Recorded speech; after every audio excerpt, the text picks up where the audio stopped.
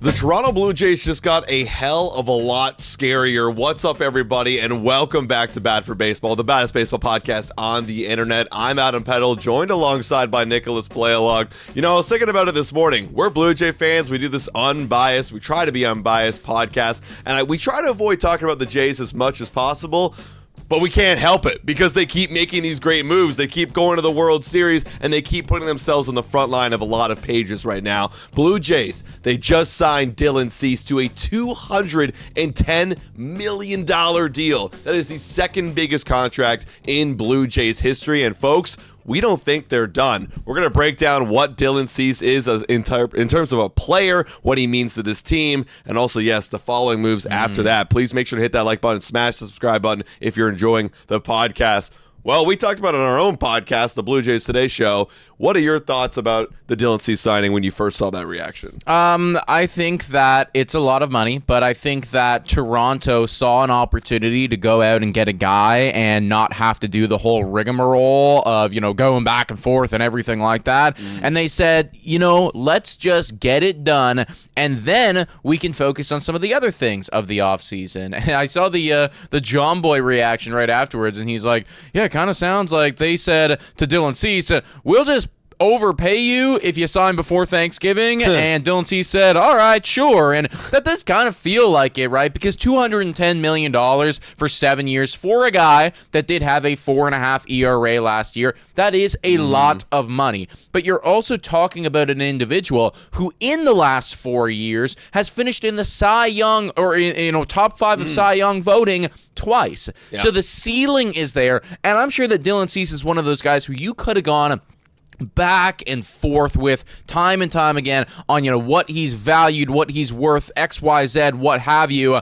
I think that they just said screw it. We like this guy's stuff. We know that his ceiling is incredible. We believe we can get the best out of him. We're going to pay him his money, and we're going to move on. Yeah, and that's the thing, too, right? Like, I do think that you can get the best out of Dylan Cease. The last 2 years he played for the San Diego Padres, and, he had one very solid year. He was Cy Young 4. And then, obviously, last year, I think that's what's staining everybody, that 4.55 ERA with a whip of 1.3. That was a career high, the highest since 2020. We're going to disregard and also disregard 2019, his rookie year. That was the highest in a full regular season for him, and it was because of the walks. They soared through the roof, but there's a reason behind all this, and it's because he strikes out so many bloody people. He had a league-leading 11.5 strikeouts per 9, 215 to be exact, and that's just what Dylan Cease is. He's that type of pitcher with crazy movement on his slider, high-velocity fastball for swing and miss, but if he's not hitting his spots, well, you're going to put people on base. So you're going to see innings like him where it's, or outings where he's out by the third, he's chased because he's walking, but then you'll see other outings where he strikes out 14 and has a great outing. Well, and I think here's the really interesting thing as well. If you can scroll down just a little bit right there, look at his 2022 year.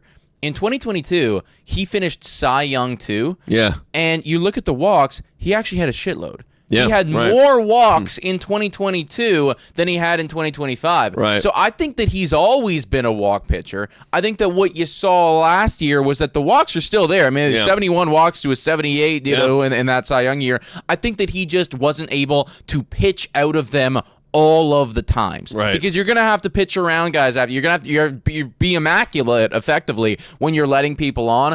And last year you didn't fully see that. Granted, some of the expected numbers are indicating that you might in 2026. His expected ERA was phenomenal last year. I know that it feels kind of like a hocus pocus type, magic number, right? Because we talk about these expected things, and who really gives a shit? Like, it's what you do on the field. Yeah. But all of the algorithms, all of the analytics are saying that Dylan Cease is a better player than what you saw last year. Yeah, and it's effectively because his stuff is so damn dominant, and you've seen what happens when his stuff is being effective.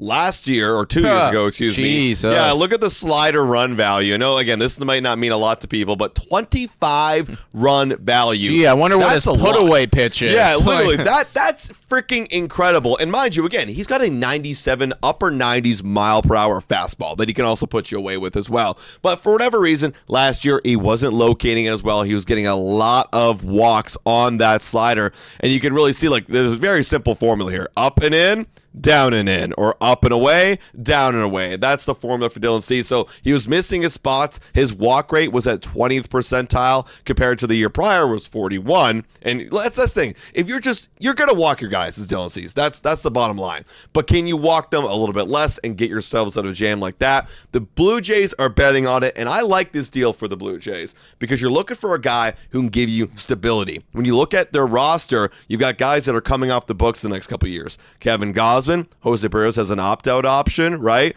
And those guys that are been pillars for this Blue Jays organization for quite a long time. Shane Bieber as well, who opted back in, is going to be leaving in the next year. You don't know what's going to happen to him. So you need a guy who can give you stability. He hasn't missed a freaking start his entire career. That's something huge. Else that I think just needs to be talked about a lot more.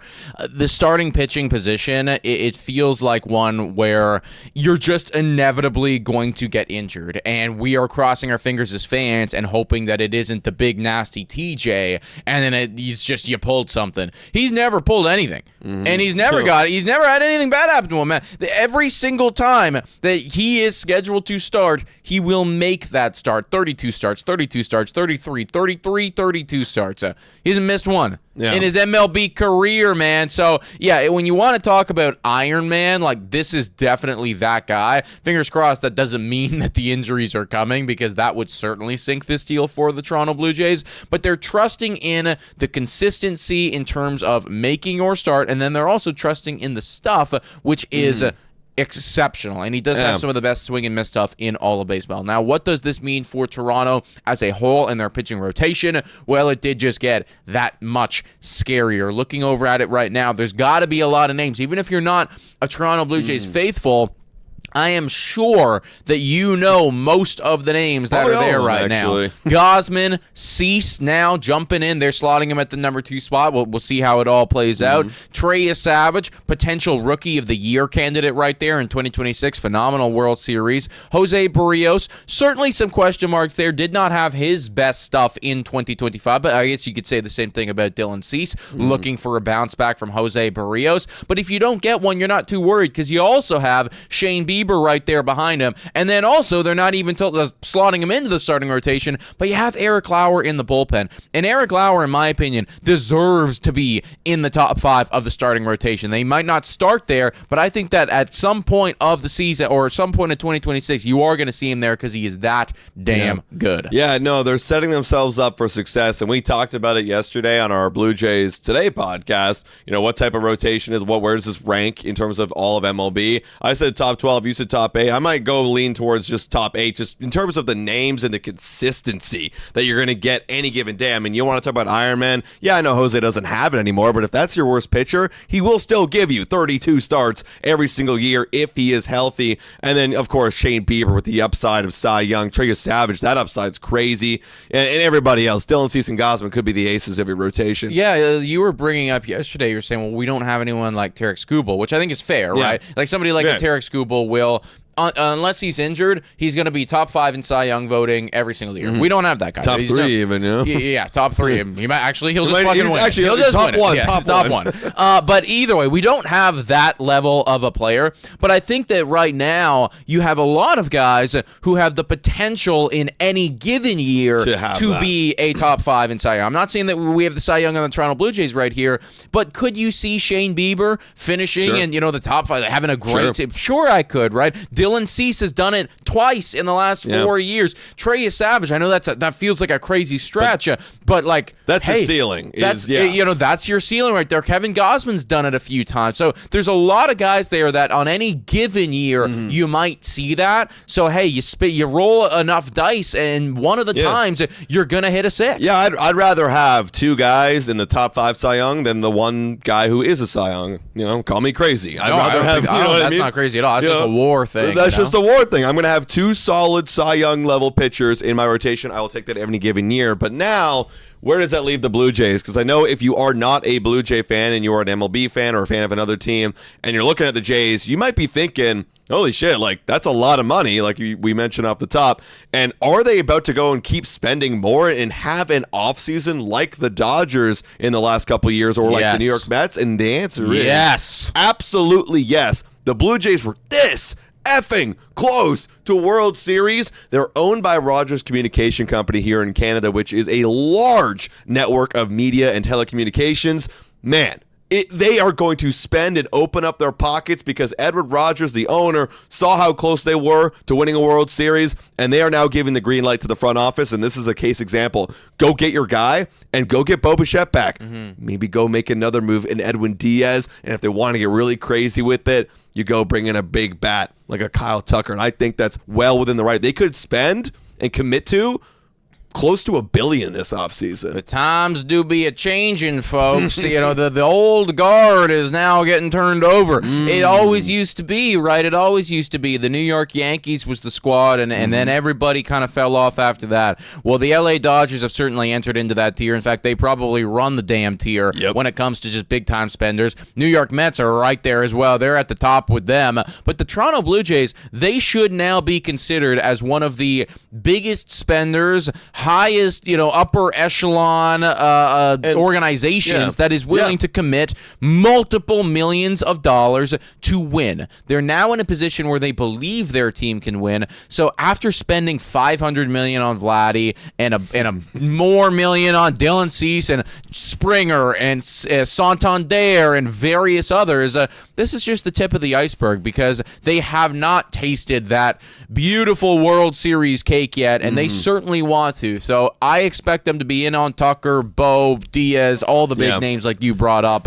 They're not slowing down. The jokes of them being runner-up and being used as leverage is over. This is probably my bias, but I truly believe it. This is a world-class organization. They know how to get the job done. They know how to treat the families. They know how to treat the players and listen to them. So I think the Blue Jays are going to be forced to be reckoned with, and we're going to go at it again in 2026. But guys, you let us know your thoughts in the comments down below. What do you think about this move by the Blue Jays getting Dylan Cease? Hit that like button, smash that subscribe button, and we'll catch you next time. Cheers.